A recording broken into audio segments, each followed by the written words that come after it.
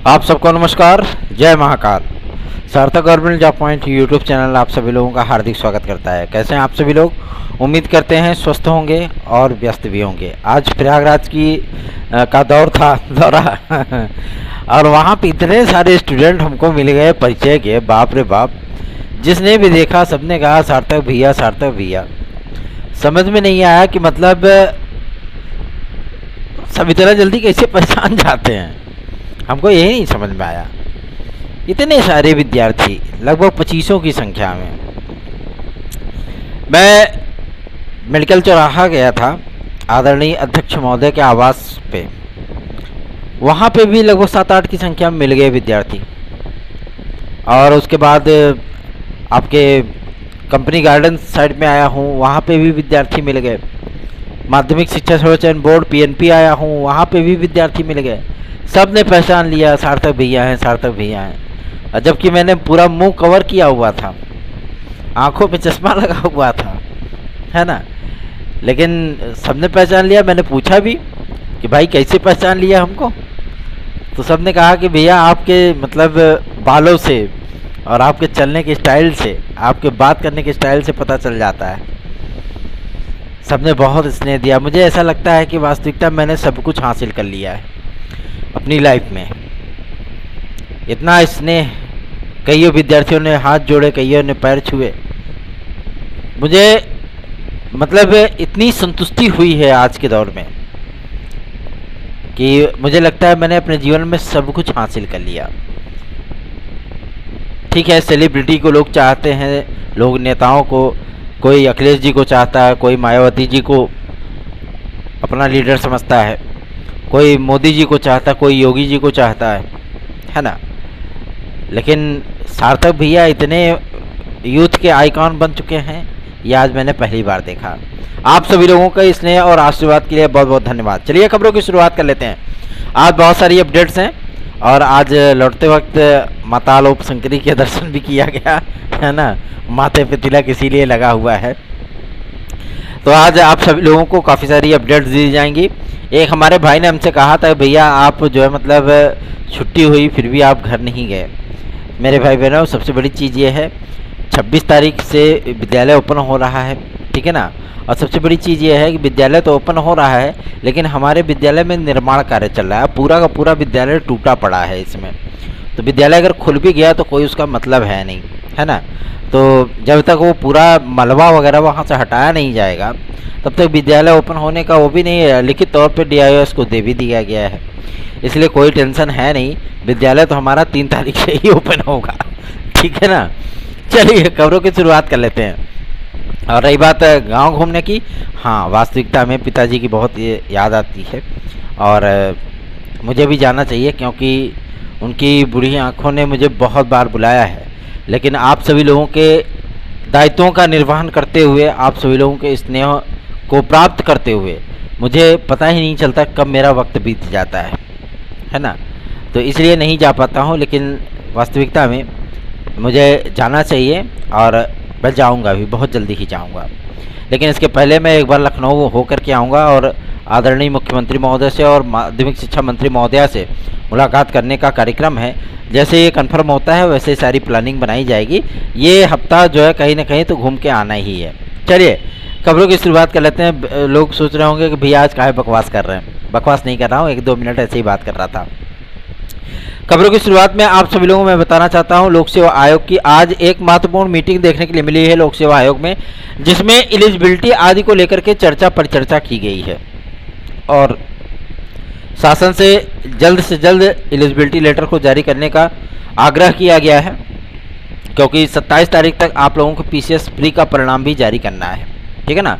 और पदों की संख्या को बढ़ोतरी को लेकर के, क्योंकि जो जन सूचना अधिकारी हैं गौड़ साहब, उनसे जब हम लोगों ने पूछा कि PCS का रिजल्ट कब तक आ रहा है प्रीलिम्स का, तो उन्होंने बताया कि पदों की संख्या को बढ़ाने के लिए शासन से रिक्वेस्ट किया गया है और बहुत जल्दी ही ये एलिजिबिलिटी लेटर हमें प्राप्त हो जाएगा। उसके बाद हम पदों की संख्या को बढ़ाएंगे और उसी के अकॉर्डिंग प्री को क्वालिफाई कराएंगे विद्यार्थियों को और वही रिजल्ट जारी किया जाएगा।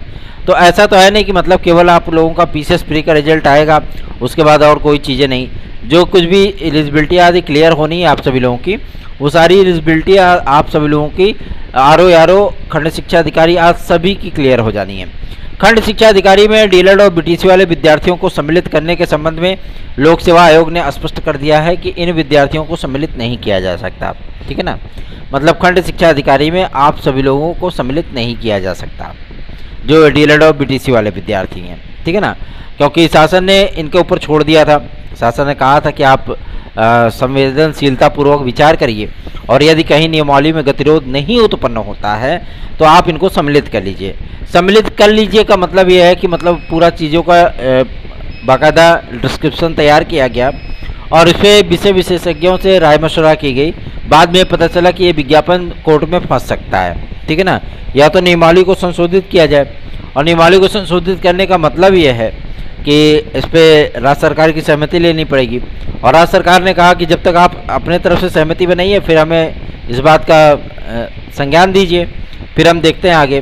तो लोक सेवा आयोग ने स्पष्ट मना कर दिया है कि डीएलएड और बीटीसी वाले विद्यार्थियों को खंड शिक्षा अधिकारी के जो है फील्ड में नहीं लाया जा सकता। ठीक है ना, ये वैकेंसी केवल बीएड और विशिष्ट बीएड वाले विद्यार्थियों के लिए ही रहेगी। ठीक है, तो अगर जो विद्यार्थी इसमें उम्मीद कर रहे थे कि हमें सम्मिलित होने का अवसर मिलेगा, उन विद्यार्थियों के लिए बहुत बड़ा झटका है। आगे बढ़ते हैं, अब बात करते हैं आपके आरओ के एग्ज़ाम को मतलब विज्ञापन को लेकर के। नियुक्ति की प्रक्रिया स्टार्ट हो चुकी है 2021 में सिलेक्ट विद्यार्थियों का। ठीक है ना, और इसमें वेरिफिकेशन दुनियादारी जो भी तामझाम होता है लोक सेवा आयोग का, वो सारे कार्य किए जा रहे हैं क्योंकि लोक सेवा आयोग में आज कई चयनित विद्यार्थियों से 2021 के चयनित विद्यार्थियों से आज मुलाकात हुई थी और उन्होंने भाई सारी चीज़ें डॉक्यूमेंट फाइल वगैरह दुनिया भर का लेकर के आए हुए थे। तो जाहिर सी बात है कि इनकी नियुक्ति की प्रक्रिया के उपरांत आप सभी लोगों को बहुत जल्दी ही विज्ञापन देखने के लिए मिलने वाला है। हो सकता है कि आजकल में हो सकता है आज देर रात तक ही एलिजिबिलिटी का लेटर आ जाए लोक सेवा आयोग।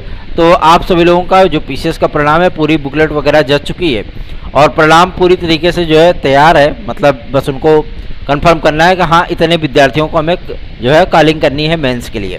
ठीक है ना, उसके बाद परिणाम आप लोगों को डिस्प्ले कर दिया जाएगा, पब्लिश कर दिया जाएगा। उसके बाद आप सभी लोगों का ऐसा नहीं कि केवल पीसीएस का परिणाम आने के बाद सारी चीज़ें ठप। उसके बाद आप सभी लोगों का आरओ खंड शिक्षा अधिकारी और एलटी ग्रेड जीआईसी ये सारे विज्ञापन भी जारी होंगे। लेकिन एलटी ग्रेड जीआईसी प्रवक्ता के विज्ञापन के पहले आप सभी लोगों को एलटी ग्रेड और जीआईसी प्रवक्ता की प्रतीक्षा सूची देखने के लिए मिलेगी। 5 विषयों की प्रतीक्षा सूची आपकी जीआईसी प्रवक्ता की है और 8 विषयों की प्रतीक्षा सूची आपकी एलटी ग्रेड की है। कला विषय को लेकर के हमेशा ही माथापच्ची वाला माहौल रहा है क्योंकि एलटी ग्रेड में और टीजीटी की नियमावली को संशोधित करने के उपरांत ये चीज़ें देखने के लिए मिल रही थी कि हर विषय के लिए आपकी बीएड की डिग्री को अनिवार्य किया जा रहा था। जैसे जीआईसी प्रवक्ता में बीएड की डिग्री को अनिवार्य किया जा रहा है, उसी तरीके से आपके पीजीटी में भी बीएड की डिग्री को अनिवार्य कर दिया गया। अब विदाउट बीएड कोई भी विद्यार्थी एग्जाम में नहीं बैठ सकता।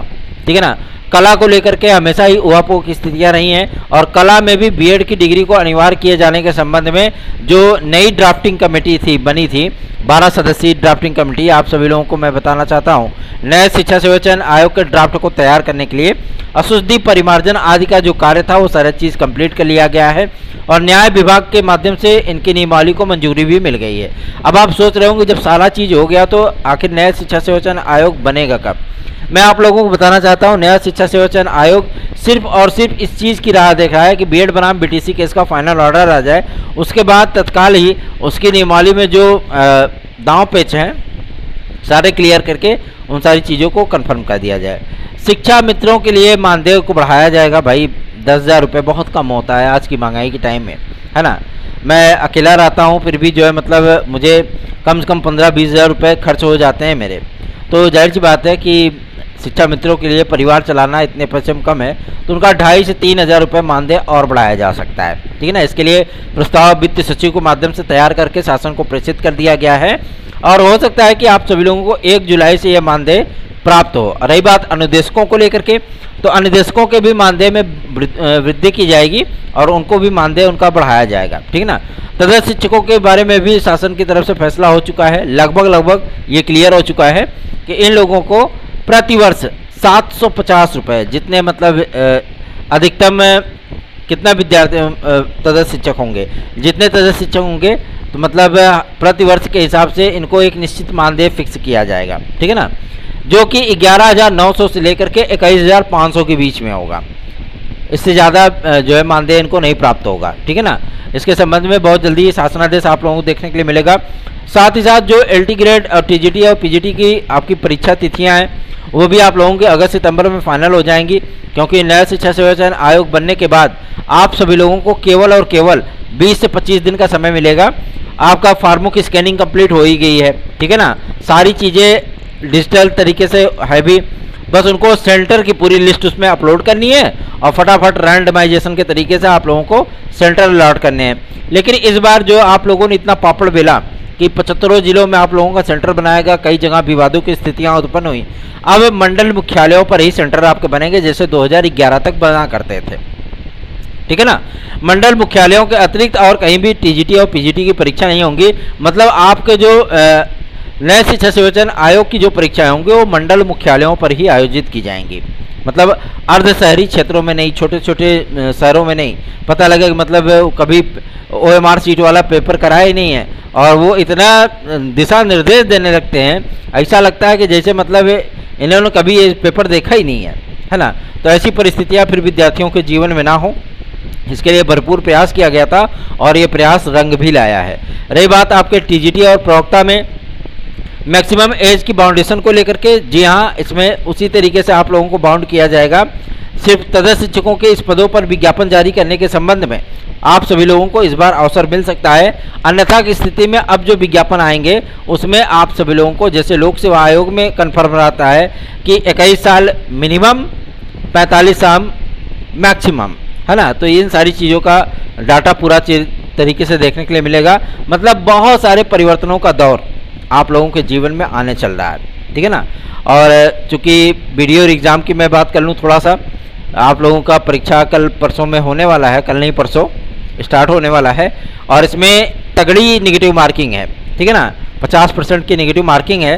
तो जाहिर सी बात है 50% की नेगेटिव मार्किंग को ध्यान में रख करके तुक्का मत मानना भैया, कि अगर मान लो 5 क्वेश्चन मारे, 3 क्वेश्चन गलत हो गया, 2 सही हो गया, 2 नहीं है 4 नंबर मिल गया, 3 नंबर तो कटेगा।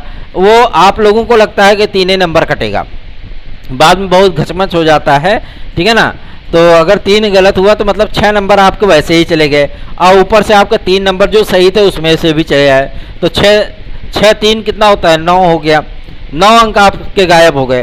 तो ये गलतियां कभी मत करिएगा। जो क्वेश्चन आते रहेंगे, अगर आप लोगों को 2 विकल्पों में कहीं कन्फ्यूजन है तो आप उसको कर सकते हैं। बात करते हैं आपको प्राथमिक शिक्षा भर्ती को लेकर के। देखिए शासन स्तर पे तैयारियां ज़बरदस्त तरीके से चल रही हैं आप सभी लोगों को प्राथमिक शिक्षा भर्ती को लेकर के, और मैं आप लोगों को आश्वस्त कर देना चाहता हूं कम से कम 70 से 80 हज़ार के बीच में आप लोगों को प्राथमिक शिक्षा भर्ती देखने के लिए मिलेगी। पदों की संख्या को बढ़ाने के लिए कुछ विद्यार्थियों ने हमसे रिक्वेस्ट किया था कि भैया जो है मतलब एडेड जूनियर में पदों की संख्या यदि बढ़ जाए तो ज़्यादा बेहतरीन है। आज हम लोगों ने इसके संबंध में बेसिक शिक्षा सचिव महोदय से मुलाकात भी की और उन्होंने स्पष्ट कर दिया है कि इसमें फिलहाल इस भर्ती को कंप्लीट करा लिया जाए, यही बहुत बड़ी चुनौती है ना। कोर्ट का आदेश 22 तारीख तक आ रहा है, उसके बाद आप लोगों की भर्ती प्रक्रिया 31 जुलाई के पहले कंप्लीट कर ली जाएगी। लेकिन इसमें किसी भी प्रकार के पदों की संख्या को बढ़ाया नहीं जाएगा। जो 8500 नए अध्याचन आए हैं उन अध्याचनों को नया शिक्षा सेवा चयन आयोग विज्ञापित करेगा और इसमें अपर प्राइमरी लेवल का जो TET होगा वो अनिवार्यतम रूप से सम्मिलित होगा। 30 जून को आप सभी लोगों का मैं बता देना चाहता हूँ कि जो प्रमोशन की लिस्ट है वो भी जारी होगी और प्रतिवर्ष जो शिक्षक रिटायर होते रहे हैं उनका भी जानकारी बेसिक शिक्षा विभाग ने प्रेषित कर दिया है शासन को, और बहुत जल्दी आप लोगों को प्राथमिक शिक्षा भर्ती की एक लंबी चौड़ी घोषणा देखने के लिए मिल सकती है। क्योंकि भैया चुनावी वर्ष है और कुछ न कुछ जो है मतलब चीज़ें आप लोगों को बदलती हुई नज़र आएंगी, है ना। हर किसी को कुछ न कुछ मिलना चाहिए और इसी बेस को बना करके जो है मतलब चुनाव लड़ा जाता है। तो योगी महाराज जी जानते हैं ये सारी चीज़, इसीलिए मैं आप लोगों को आश्वस्त करना चाहता हूँ निश्चिंत होकर के, बेफिक्र होकर के अपनी तैयारियों पर ध्यान दीजिए और जुट जाइए तैयारियों में। बात करते हैं आपके PET को लेकर के। PET का विज्ञापन आप लोगों को 15 जुलाई के पहले आ जाएगा और आप लोगों का आधा अगस्त वो मतलब आवेदन चलेगा, सितंबर नहीं अक्टूबर में आपका पेपर होगा। ठीक है ना। आज ये जानकारी हम लोगों को प्राप्त हुई है UP-SSC के परीक्षा नियंत्रक के महोदय के माध्यम से। जो VPO एग्ज़ाम आप सभी लोगों का विज्ञापन आया था उसका भी एग्ज़ाम आप लोगों को अक्टूबर नवंबर महीने में देखने के लिए मिलने वाला है। और साथ ही साथ जो विद्यार्थी अभी तक लटके पड़े हैं, काफ़ी सारे विद्यार्थी की हमारा कुछ भला हो जाए, रिजल्ट आदि आ जाए, मैं आप लोगों को बता देना चाहता हूँ 15 जुलाई के पहले पहले आपके सारे परिणाम जारी कर दिए जाएंगे। जितने भी पेंडिंग रिजल्ट्स हैं उसमें भी लोग आपका यूपी कार्य कर रहा है। वन रक्षक दरोगा हो गया, जेई वैकेंसी होगी, मंडी परिषद मार्केट इंस्पेक्टर हो गया, लेखपाल भर्ती परीक्षा होगी, तमाम ये मतलब आपके जितने भी घचमच वाले एग्जाम हैं सारे एग्जाम क्लियर कर दिए जाएंगे। एज रिलैक्सेशन को लेकर के भी विद्यार्थियों का हुजूम जो है वो प्रदर्शन कर रहा है। जाहिर सी बात है आप लोगों को प्रदर्शन करने का अधिकार है, लेकिन शासन ने इस पर सहमति दे दी है और आप लोगों को एज रिलैक्सेशन इसमें प्राप्त होगा, खासतौर पर हमारे यूपी कांस्टेबल और यूपीएसआई के विद्यार्थियों को, ठीक है ना। साथ ही साथ मैं आप लोगों से कहना चाहता हूँ मंगलवार को पुलिस प्रोन्नति बोर्ड में एक महत्वपूर्ण मीटिंग है जिसमें एज रिलैक्सेशन को लेकर के अंतिम मोहर लगाई जा सकती है, ठीक है ना। और जैसे ये अंतिम मोहर लगेगी आप सभी लोगों का जुलाई महीने में 100% क्लियर है कि आप लोगों का विज्ञापन आ जाएगा। ठीक, तैयारियां शुरू कर दीजिए। TET C, TET super TET, TGT, PGT, एलटीजीआरची, यूपी कांस्टेबल, खंड शिक्षा अधिकारी, यूपी TOEFL आदि की भर्ती परीक्षाओं में सम्मिलित होने और उसमें निश्चित सफलता प्राप्त करने के लिए आपको सार्थक government job point YouTube channel का नोट्स 9721411385 इस व्हाट्सएप नंबर पर प्राप्त हो जाएगा, ठीक है ना। और मैं आप लोगों से एक बात और कहना चाहता हूँ कि अभी जो विद्यार्थी सोच रहे हैं चाहे विज्ञापन आएगा तब भैया से नोट्स लेंगे, विज्ञापन आने के बाद इस नोट्स का प्राइस जस्ट डबल हो जाएगा, ठीक है ना। अभी जो चीज़ें आप लोगों को थोड़े कम दामों में मिल जा रही हैं फिर दुगना हो जाएगा। क्यों आप लोग ऐसा सोच रहे होंगे? ऐसा क्यों? ऐसा इसलिए होता है क्योंकि कार्य बढ़ जाते हैं, ठीक है ना। अभी मान लीजिए कि 30, 35, 40, 45 रोज़ निकल रहे हैं, तब उस समय होता है कि 3-3 हज़ार एक साथ निकलते हैं, ठीक है ना। तो भाई कर्मचारियों के ऊपर बोझ होता है, इसलिए प्राइस जो है वो बढ़ा दिया जाता है। ठीक, तो अगर आप लोग हमारे साथ हमारी याचिका जुड़ना चाहते हैं टीजीटी पीजीटी से रिलेटेड, मैं आप सभी लोगों को आमंत्रित करना चाहता हूं। अगर आप लोग सुकून चाहते हो तो देरी मत करिए, फटाफट जुड़ जाइए हमारी याचिका से, ठीक है ना। सार्थक government job point YouTube channel आप सभी लोगों के लिए गोल्डन अपॉर्चुनिटी लेकर के आया है। जो विद्यार्थी 2016-2021 टीजीटी पीजीटी में प्रतीक्षा सूची में है वो विद्यार्थी बिना देर किए हमारी याचिका से जुड़ जाएं, अगर वो अपना भला चाहते हैं तो। नहीं तो भैया जय श्री राम, ठीक है ना, कोई दिक्कत नहीं है। रही बात 72,825 को लेकर के, इस समय कुछ ज़्यादा माहौल गरमाया हुआ है और कुछ लोग आप सभी लोगों को बोल रहे होंगे कि 29 जुलाई से मतलब काउंसलिंग है, ये सारी चीज़ें। हम लोग लगातार शासन से संपर्क में हैं और हम लोगों को 6500 सीटें मिलेंगी काउंसलिंग के लिए, ठीक है ना। अब विद्यार्थी ये पूछते हैं भैया मेरिट कैसे बनेगी, किस तरीके से काउंसलिंग लिस्ट आएगी, कैसे होगा, क्या होगा। तो मैं आप सभी लोगों को बताना चाहता हूँ हम लोग कोर्ट के माध्यम से याची लिस्ट लेकर के जाएंगे, मतलब याची लिस्ट उनको प्रेषित किया जाएगा और उसी पे काउंसलिंग होगी, ठीक है ना। इसीलिए तो कह रहा हूँ कि अधिकाधिक संख्या में हमारे साथ जुड़िए आप सभी लोग। और आप सभी लोग हैं कि मतलब कुंभकर्णी नींद में सो रहे हैं, सोते रहो भैया, कोई दिक्कत नहीं है, आपका ही नुकसान है, हमारा कुछ भी नहीं है, ठीक है ना। और आप लोगों की प्रतीक्षा सूचियों के संबंध में भी कार्य हो रहा है। और आज जो जानकारी मिली है माध्यमिक शिक्षा निदेशालय से, मतलब शिक्षा निदेशालय से और जेडी कार्यालय से भी, आज संयुक्त शिक्षा निदेशक महोदय के कार्यालय पर हम लोग उपस्थित हुए थे और वहाँ पे बातचीत किया गया, तो उन्होंने स्पष्ट कर दिया है कि जो कोर्ट ने निदेशक महोदय को जो समायोजन का अधिकार दिया है, उन्हीं अधिकारियों के अंतर्गत जो 13-3 और 13-5 के विद्यार्थी हैं उन विद्यार्थियों का वेरिफिकेशन चल रहा है। समस्त जिला विद्यालय निरीक्षकों को पत्र आदि जारी करके उनसे पूछा जा रहा है कि आपके जिले में किन किन विद्यार्थियों ने किन किन विषयों के और किन किन वर्गों के छात्रों ने 13-3 या 13-5 के तहत जो है वो समायोजन अपना लिया है, नियुक्ति की है। विद्यालयों का नाम पूरा डेटा सहित आप जो है हमें उपलब्ध कराइए। और ये डेटा आप सभी लोगों में बता दूं 30 जून तक उपलब्ध होगा, मतलब 30 जून तक ये सारी चीज़ों का वेरिफिकेशन होगा। उसके बाद जुलाई में आप लोगों की शॉर्ट लिस्ट की प्रक्रिया शुरू होगी। 7 जुलाई से लेकर के 15 जुलाई के भीतर आप सभी लोगों को जो हमारी कोर्ट में याचिका है उनकी भी याची लिस्ट निदेशक महोदय को पहुँचेगी और उसके बाद आप लोगों की काउंसलिंग आदि की प्रक्रिया को स्टार्ट किया जाएगा, ठीक है ना।